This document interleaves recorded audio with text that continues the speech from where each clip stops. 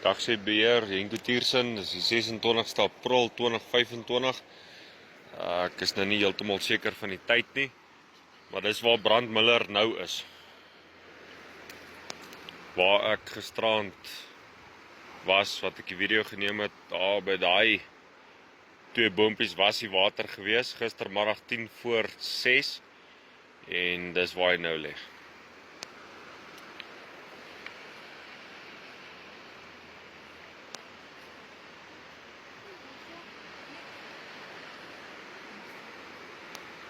Ek gaan net hier sit nou.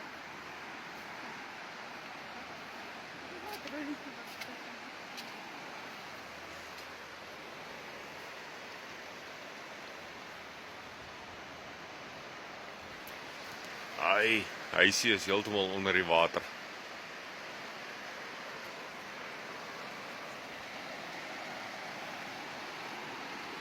Ja, hier lê die water op die grasperk. En tussen daai boompies daarso was die water gistermiddag 5:50.